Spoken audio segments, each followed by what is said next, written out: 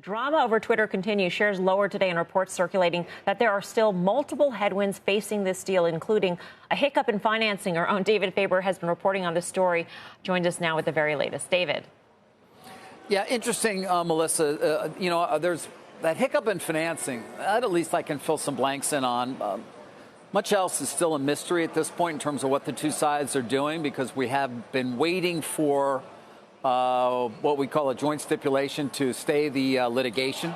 If you recall, when we were reporting on the letter from Musk 2 days ago, 48 hours ago, in it he said, I'm going to buy you $54.20, just like we agreed to on April 25th of this year, but I need you to stop the litigation. And, of course, Twitter said, well, okay, but we're not going to stop the litigation without the absolute 100% assurance that you're really going to buy us. And that's kind of where we are right now. We would have expected this would have been resolved in front of Chancellor McCormick. All we heard from her was yesterday saying, so far, I'm planning for a trial on the 17th of October.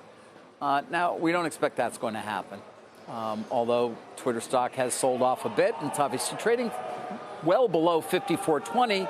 If, in fact, you were to get a deal very, very soon, as we said on Tuesday, it could close very quickly. But on this question about the financing, at least, I can tell you after numerous conversations with people in a position to know, it's going to get funded. The financing should not be in question, at least based on everything I'm hearing. It simply shouldn't be. There is no plan at Morgan Stanley or anywhere else to not fund this if they get asked to. Will they invoke their 15-day marketing period? Yeah, they may do that. Unclear. That's what we're looking at. And by the way, some have been speculating on this because the banks are going to take a hit on it.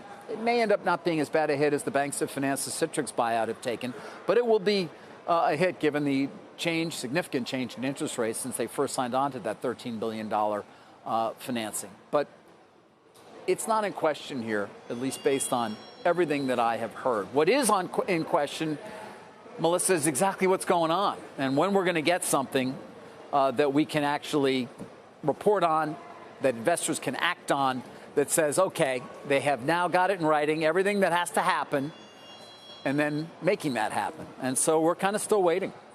And in the meantime, nobody's filed a stay on the trial.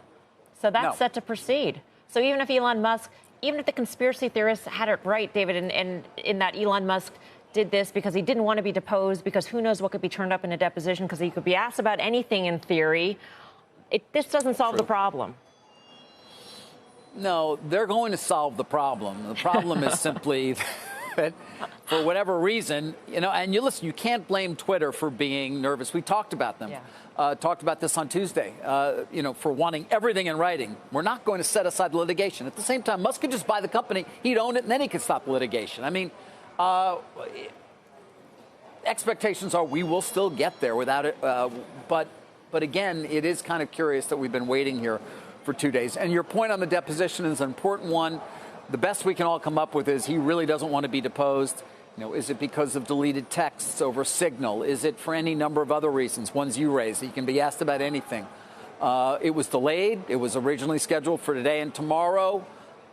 Again, stand by. We'll see. I mean, any minute we could learn something, or we could be sitting here, Melissa, tomorrow asking the same questions. I wish I had more. Waiting. David, thank you for being so patient.